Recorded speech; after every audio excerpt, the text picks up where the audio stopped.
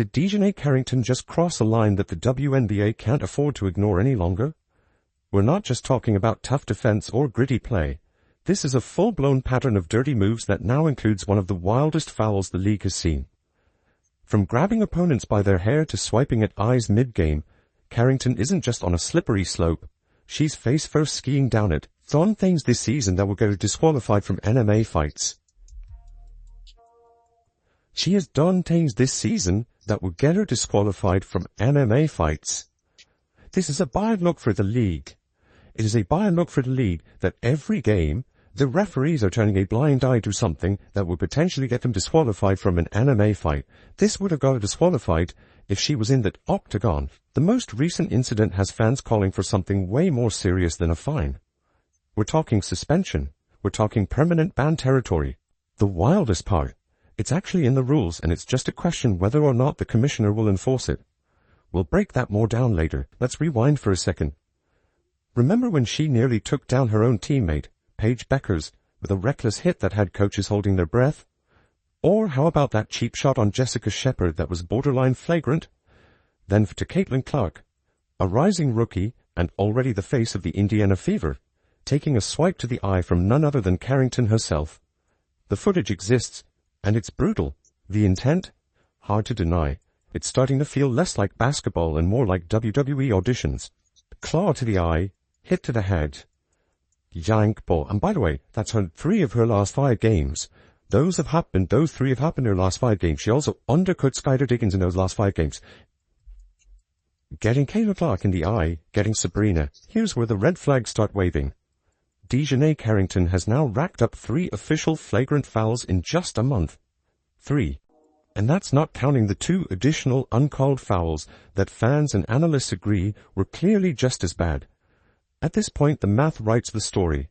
This isn't a coincidence, it's a pattern. So the million-dollar question becomes, what is the WNBA going to do about it? Or better yet, will they do anything at all? The league has a rule. Too many flagrants, and you face an automatic suspension. But we're past too many now. We're into, what more do you need? Territory. Player safety is supposed to be sacred. If the WNBA wants to grow its viewership and keep stars like Caitlin Clark safe, they have to show that there are real consequences for reckless behavior. And yet, so far, Carrington's been skating by with little more than side-eye and silence. Let's start with the foul that finally blew the lid off this situation. The infamous hair pull. In the third quarter of a heated matchup between the Dallas Wings and the Los Angeles Sparks, Carrington grabbed Sarah Ashley Barker by the hair and yanked her to the floor like it was tug-of-war recess at elementary school. The arena gasped. The replays were undeniable. The foul was so blatant that even the slow-mo looked aggressive. And what did the refs call it?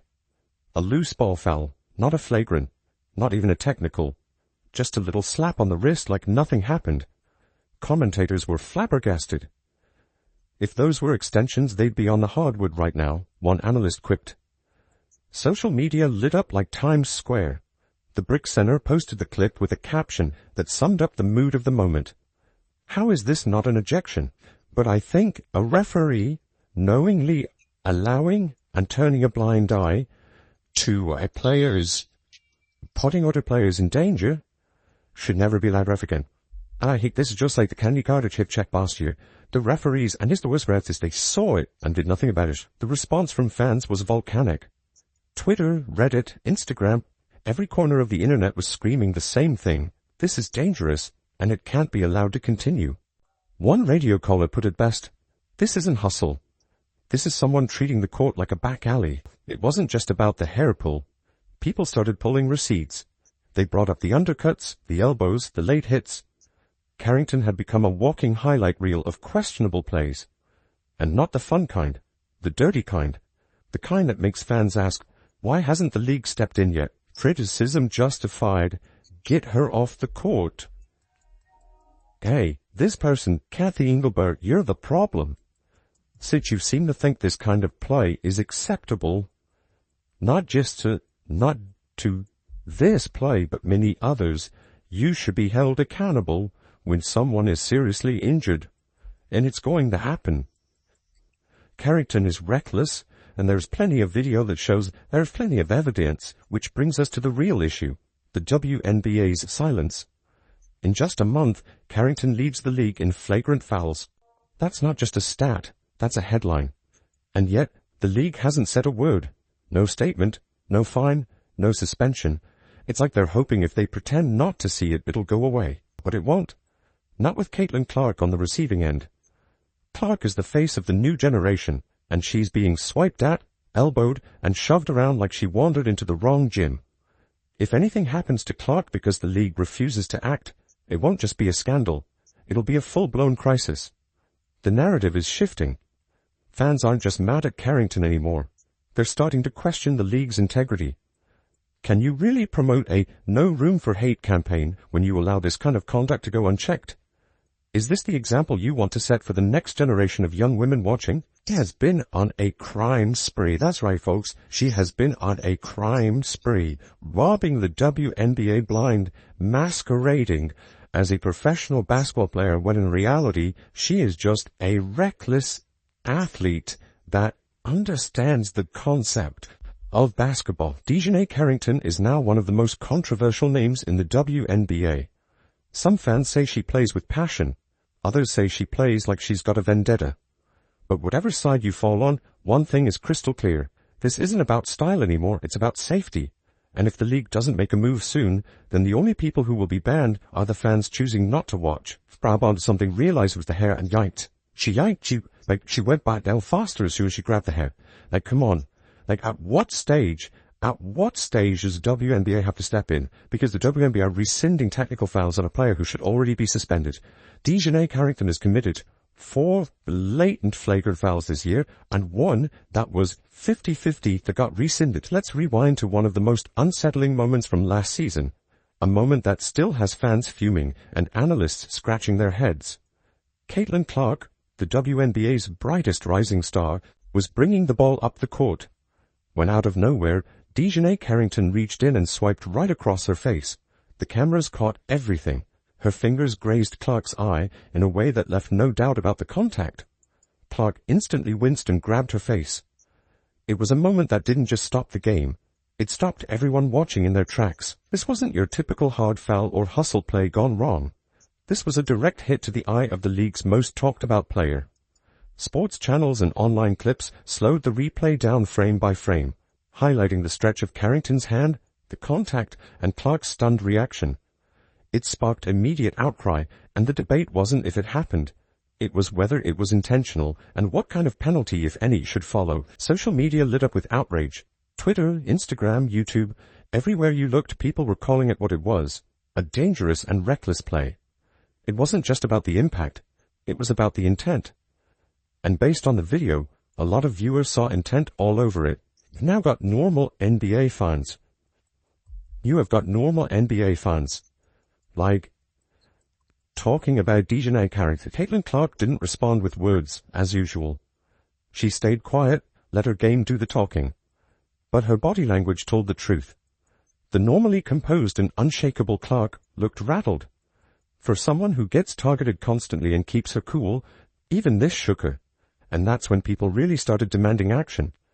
The timing couldn't have been worse, or more revealing. Clark's presence in the league has opened the doors to millions of new fans. She's bringing attention, ratings, and revenue. And yet, despite being the face of this surge, she's being physically targeted with little to no repercussions. That eye poke was just the latest in a string of dangerous encounters, and fans were done watching it get ignored.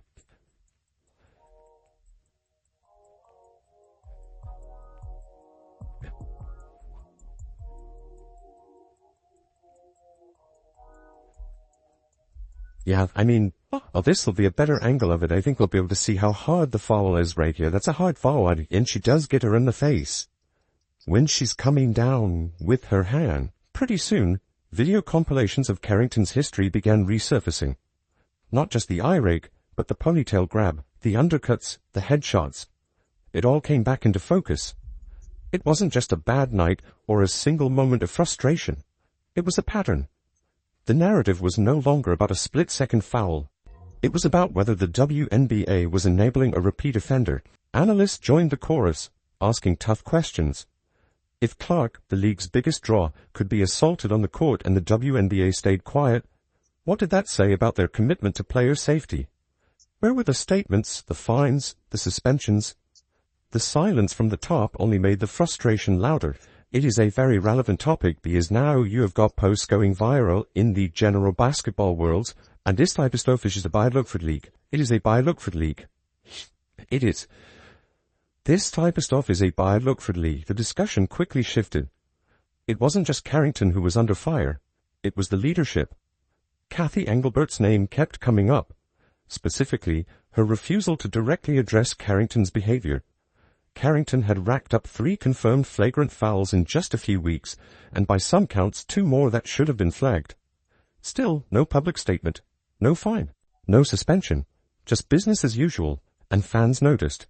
They started calling Engelbert out, accusing her of favoring select players over upholding rules that supposedly protect everyone. One of the sharpest criticisms came from longtime analyst Mark Jackson, who didn't mince words.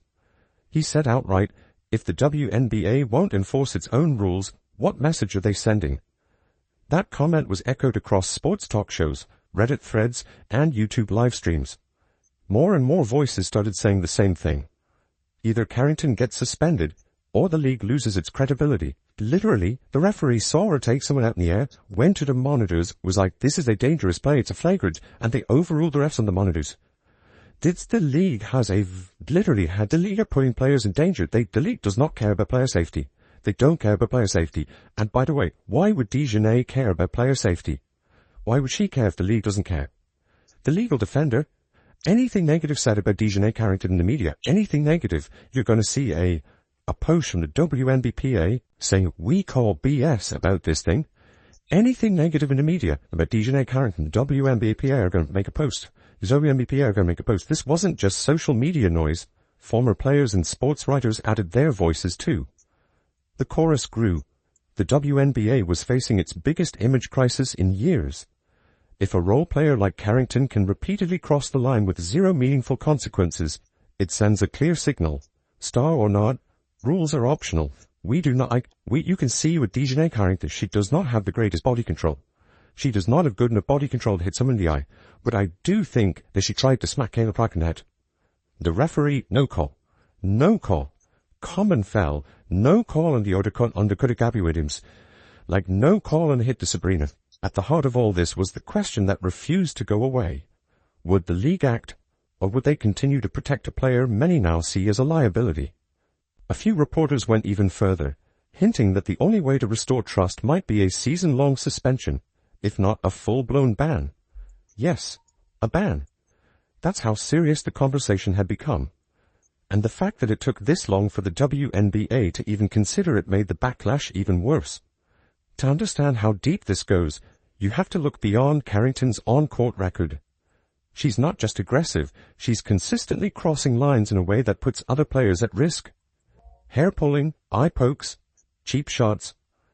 It's not just bad sportsmanship. It's dangerous, and now, players are talking about it. Clips of her fouls are being stitched together, shared with captions like, enough is enough, and, when will the league wake up? This is more than one player acting out. This is a test of whether the WNBA can uphold the values it claims to stand for. Fair play, player safety, and professionalism. And right now, the fans don't feel reassured, they feel betrayed. Every time a flagrant foul is brushed aside, it chips away at the integrity of the game. Every time the league defends the indefensible, it drives away new fans who tuned in to watch history, not a highlight reel of dirty plays. And with Caitlin Clark at the center of this media storm, the stakes couldn't be higher. She's not just a player, she's a movement, a generational talent who's brought women's basketball into living rooms across the country. The idea that someone can target her repeatedly without consequences, it's not just bad optics, it's bad business. Again, if it's disqualification, the anime should be disqualification in WNBA. Just my opinion. So disqualification in anime should be a disqualification in the WNBA, from the ponytail yank that sent a player crashing to the floor to the eye rake seen around the internet. DiJonai Carrington is becoming the face of everything the WNBA says it doesn't want to be. And the longer the league hesitates to act, the more it confirms what critics have feared all along, that they'll talk about accountability, but they won't enforce it. Now all eyes are on Kathy Engelbert. Will she finally take a stand and issue the kind of suspension that sends a message? Or will she once again choose image over integrity?